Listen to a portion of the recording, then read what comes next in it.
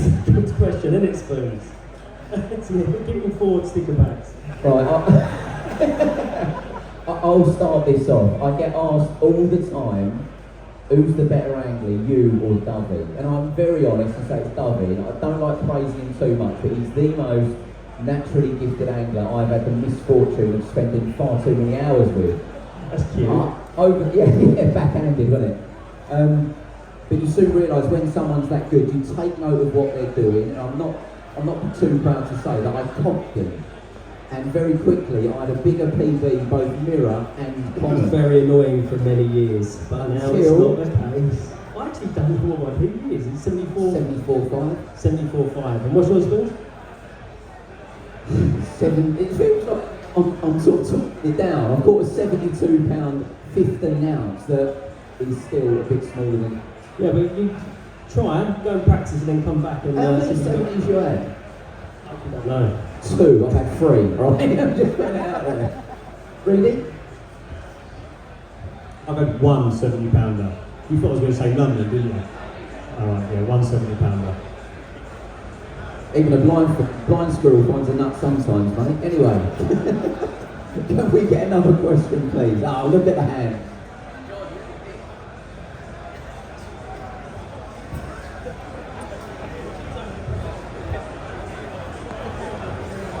What's your favourite rig and hook bait and why?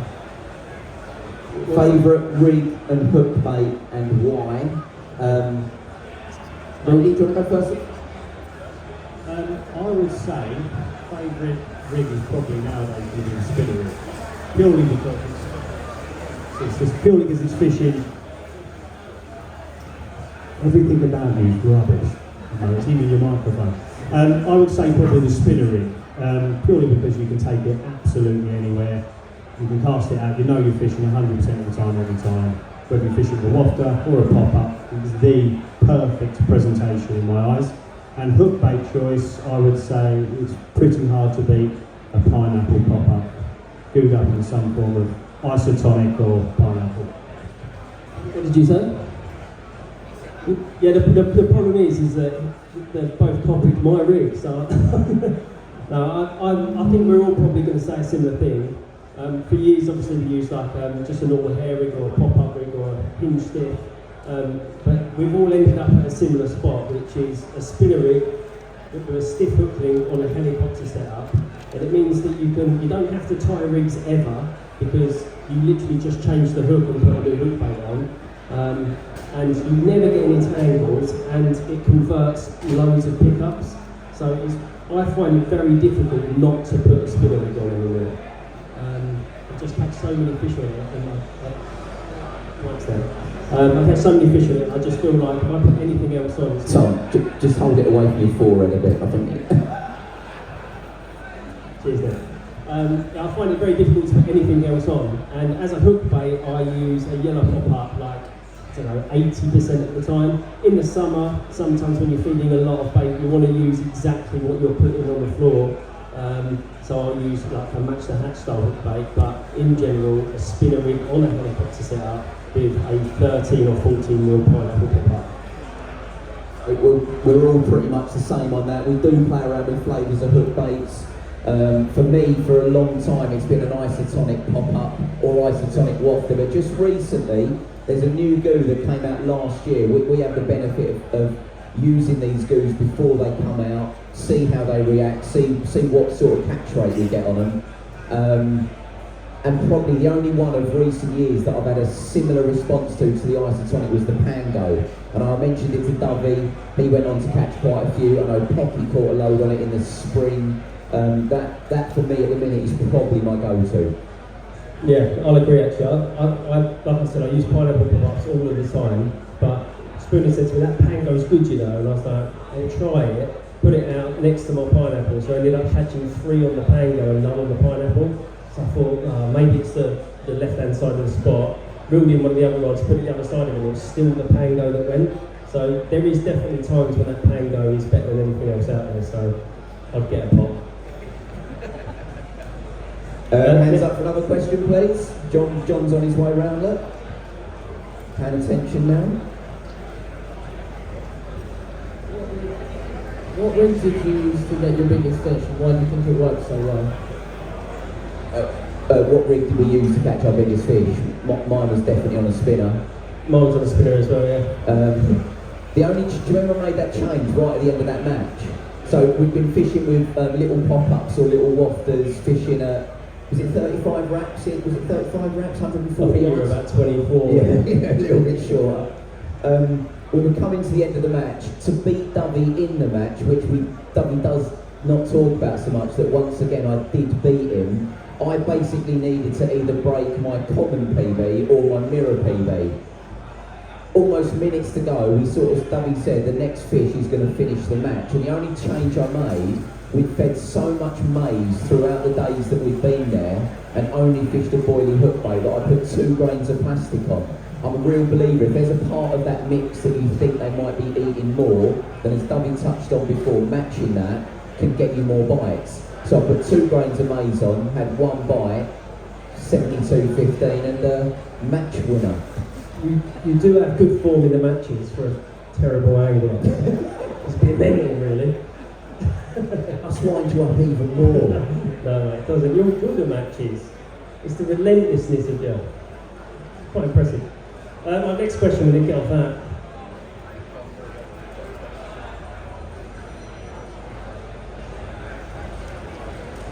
What do you prefer, a common or a mirror? Would we prefer a common or mirror? I actually prefer commons now.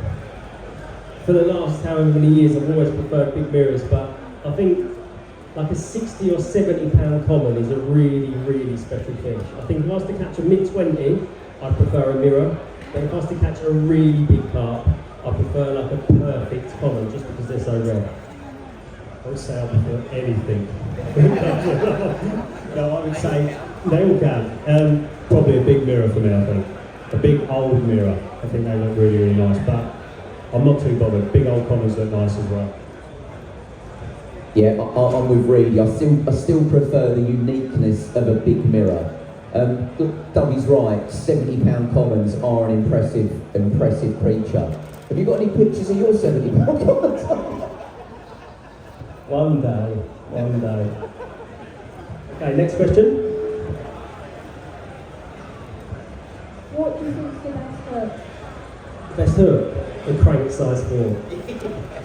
I really do believe that is the best carp fishing hook out there. And when you get, I've used them for years, and we've used them for how long? For 10 years nearly. Do you use them as well? Adam uses them as well. And you get people like Tom Maker join Korda, and very quickly all he's got on is a size 4 crank. You seem to get more bites on them because of the offset, and you lose far less fish than you do with any other hook, because it's got an offset in it and it's got a big point, and that point's really accessible to get the bite in the first place. So I very rarely use anything else. Yeah, the only thing I'd add into that, if any fishing that I'm doing where I'm putting rigs out on the deck, then it's a crank size 4. But there are times when a different pattern is necessary for the type of fishing you're doing. So for instance, if I'm fishing zigs, then I prefer a choddy hook, so I like the outturned eye. If I'm fishing on the surface, then a mixer hook, because they're much finer wire, super sharp, and obviously much smaller. But 90 to 95% is done with a crank size 4. How about you, Reedy? Are you the same, Reedy? Yeah, so I am. 99% of my fishing is probably done with a crank now.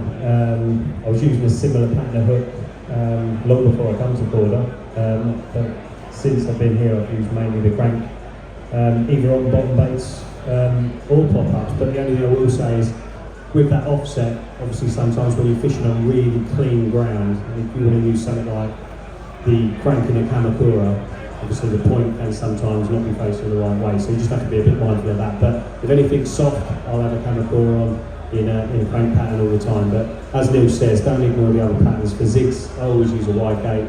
I played about using crank choddies on the zigs, but I just don't think they sit quite right. I think a wide gate sits slightly offset. I think obviously because of the offset and the weight distribution, just doesn't sit straight in the water. So I think a wide gate in a size 6 or 8 on the zigs is perfect. But anything else, you ain't going to go wrong with a crank.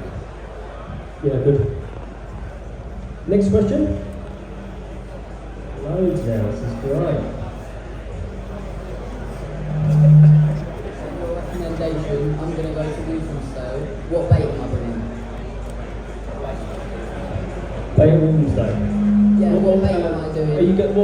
reservoir are you going on? On the 1, on the 2, you don't know. Okay, so the number 1, if you're fishing the number 1 reservoir, you've essentially got an island in front of you, and you've got a lot more fish in there. If I'm fishing the 1, I'll fish like a mixture of both like sweet corn, 10 millers, maybe hemp. So some cell, sweet corn, and just some hemp, however you cook it.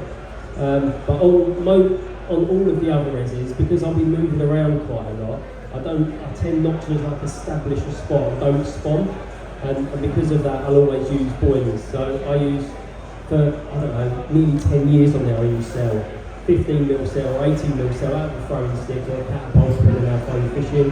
And then I'll have one bait on just exactly what you're using out the bag, so an 18 or a 15 mil cell bottom bait with a little bit of cork in it just to balance it out, and then on the other rod, or the other rods, I'll have a pineapple pickup. But you don't need to put too much bait out of water, so it's more making sure that you're on the fish. If you cast out, you get a relatively hard drop and you feel the legs at the bottom, and you've got a presented cell or pineapple out there. If you're on the bulk of the fish, you'll catch back. Yeah, I've got nothing to add that is any use because I've never fished it. Next question?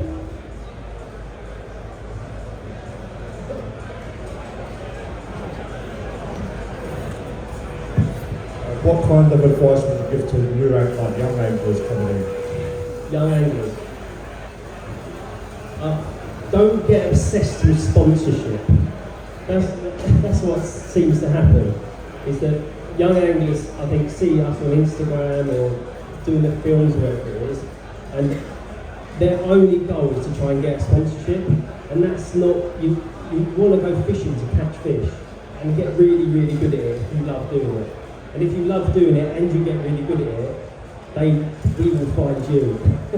You know, it's not about keep pushing to try and get a deal here and there, because it's a small industry and I don't think it's a very good look like trying to get stuff off of someone. You know, go out, enjoy the fishing. Don't worry about the tackle or everything else. Just go out and fish, I'd say, and enjoy it. Yeah, great shout, Tom. That is the question we probably get asked the most through social media. My advice would be to pick a lake that's well stocked. You want to be going somewhere where getting bites is a regular occurrence, so that you can get used to playing fish, get used to handling fish, tying your own rigs, all the bits that come with the stuff that will help you progress through. Ultimately, to learn, you need to be getting bites. Some of these commercial carp fisheries that are more match orientated can be a great place to go and chuck out your first solid bag or your first spinner rig and get used to hearing your bite alarms going off. It's one of the best things in the world. Yeah, I would second both what you've said, I think, and also don't get obsessed with big fish straight away, because it is all about the journey, it's all about the learning, and I think if you just go out now and fish somewhere that's full of big fish or somewhere where there is some big fish, and that's all you're there for, I think, as Spooner was saying, the more you don't catch, the less you enjoy it, and I think once you go out and you're catching a load of fish, you can progressively catch more and more, the fish get bigger and bigger, and that buzz of catching your first 20, 25, 30, 35 is amazing. You only get to do that once. So just going somewhere and catching a 40-pound carp and being one and done, you really are missing out on a really lovely part of the journey, and being able to just gradually move yourself up and learn how to hold these carp as they get bigger and bigger. The audacity of the man that can stand there saying that and relentlessly giving me grief for not catching a 50. You do not know what you're talking about, do you? You have sort of done the journey. You have had the odd 20. And I'm still enjoying it. And you're still enjoying it, yeah. Right, next question.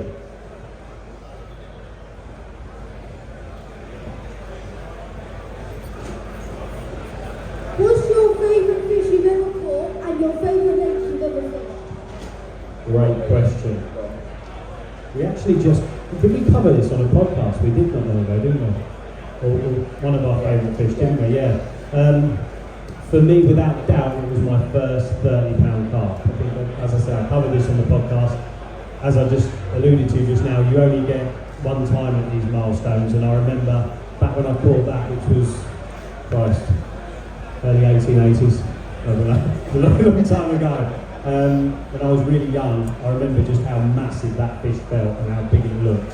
obviously nowadays we're very lucky, there's a lot of fish around 30 pound in a lot of these lakes, so I think we take it for granted a little bit sometimes, but back then it was a huge fish and that's lived with me forever, so it's been my first 30 pounder, sure. It is a huge fish.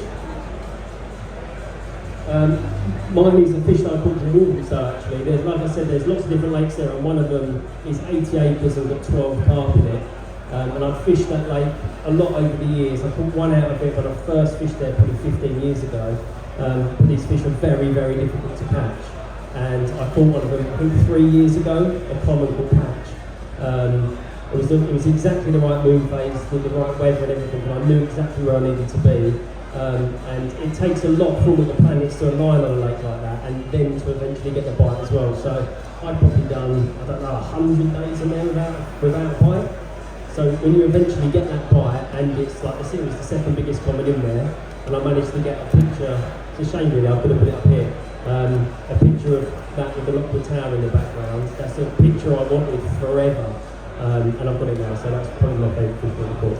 Wasn't your first bite out there though, was it? No, I lost one the year before.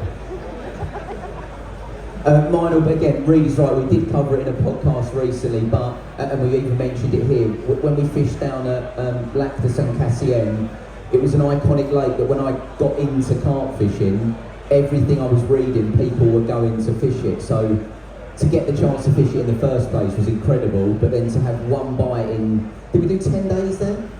Yeah, one bite in 10 days, and it was probably the biggest fish in the lake at over 70 pound. That has to be the best fish I've ever caught. Yeah. John, next question.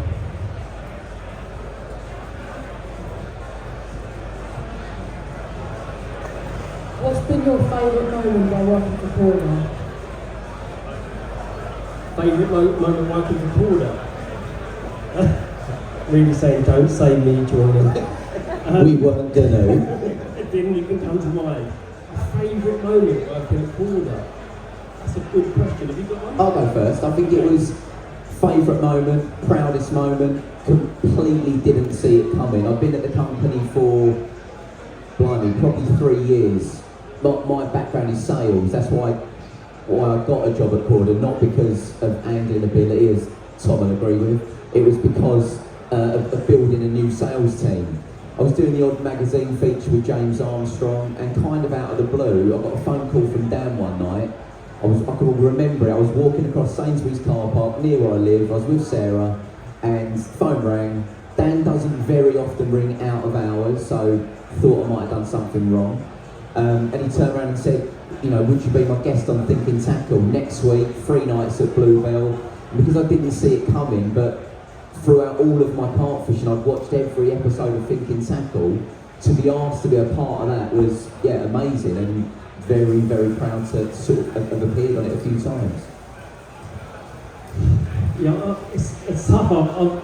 We've got the best jobs in the world. Like working for Korda and being able to travel around all the time. We've had so many amazing fishing moments, and like even said it earlier now, but like even in the office, it's amazing because we are literally like a massive family. So it's very, very hard for me to pick one thing. But I guess when I was made a director at Korda, it was probably a big moment for me because I've worked there since I was like 15, 16 years old. I'm 36 now. So to be able to lead the company over the next 20 years is something really special to me. So probably that. Well, obviously I've been near the shortest time out of the 3. Been at Korda 2 years now, but I would say without doubt it would probably be making the first film for them earlier on last year. Like many of you here, Korda have been at the very, very top when it comes to creating content from way back when I was really young. So obviously you took a dip when you've done that one, but yeah, it's downhill now. It's all downhill now. But obviously I've watched them from a really young age. Obviously when Tom was really young, when Neil was really young, and obviously a little bit before that, and watched them all come up through the ranks, making amazing films. And I think I was working in the industry before, but never really thought that I would probably be in a Korda film. So I think, no, you didn't. So I think joining and then obviously now being straight in front of the cameras and creating content has been amazing for me. And a little bit of a lifelong dream, I guess, because you're watching it from afar, not really thinking it's going to happen, and then all of a sudden it happens. So for me, it'll be probably creating the first film. Good question, that. Very good question. Another one? Get a little girl there with another test happens. Go on. What's the favourite lake what you've been to? Favourite lake that we've been to? I think, I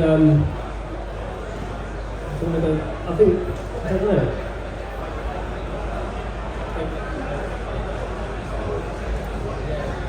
I would say my favourite lake I've ever been to is a lake called Chantico, or Lac de Dour in France. It's 14,000 acres. So you can't actually imagine how big that is. It's very, very difficult to. Even when we got there, we couldn't believe it. And it's a very, very difficult lake to fish. With it being so big, it's very hard to find the fish in the first place, and then you're fishing out further than you can imagine as well. So even at our level where we fish lots of different places, you still feel massively out of your depth there. And that's what we really enjoy doing now. We're actually going to go back one day, so I'm looking forward to going back, and hopefully we can catch more than the one we caught last time. Yeah. But I would say mine is going to be another water in Europe. It's going to be a water called Liège. I went there last year in the spring, and again, like Tom says, another huge expanse of water. It doesn't matter how much knowledge you've got or how much knowledge you think you've got. Once you turn up and start fishing a place like that, you quickly feel quite small, and having to suss it out on the go is really, really exciting. Obviously, the lakes we fish here in the UK, you've got a pretty good idea when you turn up what you need to do to make it happen. So whether that comes to finding the spots or working out what you need to do to catch the carp, but when you go to a place like that where you know absolutely nothing, you've only got 7 days to work it out, and when you do work it out, there isn't a buzz quite like that bite alarm going off. It's like being a kid again and it all happening for the first time. So yeah, it'll be Liège for me. Yeah, I think I'll go with the lake that Tom mentioned, the first monster carp we did together when we went down to Salagoon. It wasn't just the lake itself, it's the fact that we were basically set up in the middle of a public beach. So you've got windsurfers, kite surfers, pedalos, swimmers, horses, aeroplanes, you name it. It was so different to anything else. But even the fishing, you'd go out in a boat, lower your rig like 120 yards out, but then you'd swim back out, snorkel down and lay your rig out, make sure the bait was laying right. It was so unique that I don't know, I don't think we'll ever do that sort of fishing again, so that'll always be a special one.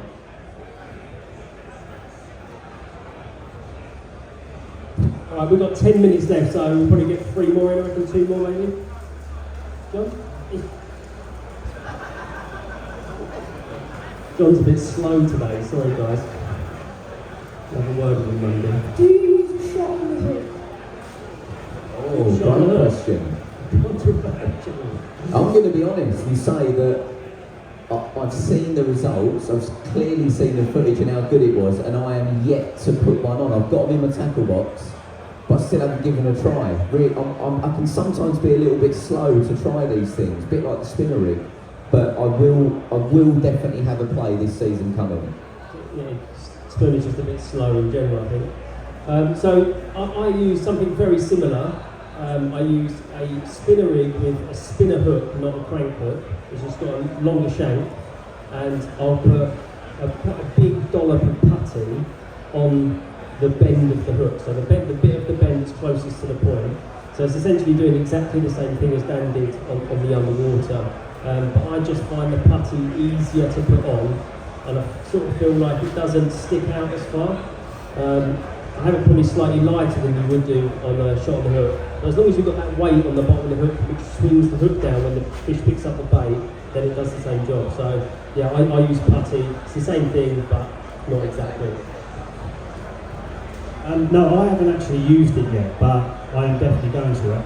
Having done the underwater with Daryl and watching him put that on and instantly get a pick up after he'd just been dropped a load of times, it doesn't matter how confident you are in your rigs, stuff you're seeing will make you have a change. And I think what's going to probably happen to me this spring, I'll probably be not having a very good session, or I'll drop a fish, something will happen and that will make me try that for the first time. But I would definitely say it's a massive edge, and I know Tom's been using it, like I say, in the way he's been using it for ages, and it definitely makes a difference.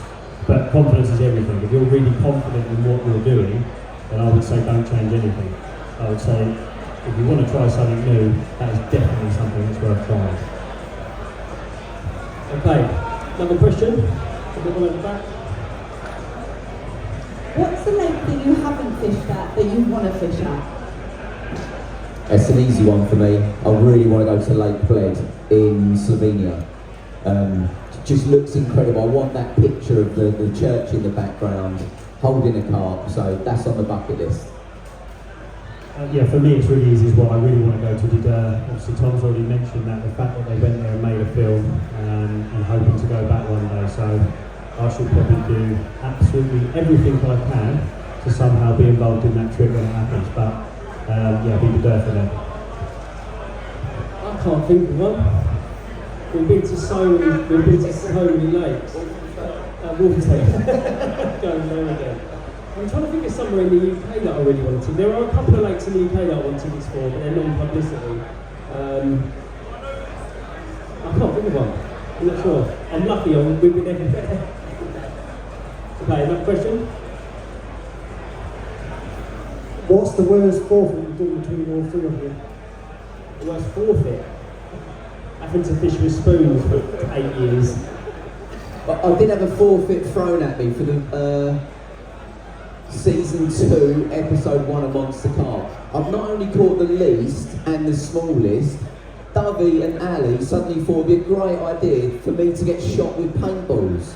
I don't know how that even came about, I still don't know. Yeah, I think Ali just made that up at the time. Of course he made it up at the time. You! When you made me get paintballs. We got asked what's the worst forfeit we've had to do, and I said, well, in Croatia you two shot me with paintballs for no reason. No reason. And I was dressed as a girl, yeah. So that's probably my worst, right? I'm trying to think of something. The worst one I've done was in Spain when I lost the bucket throw.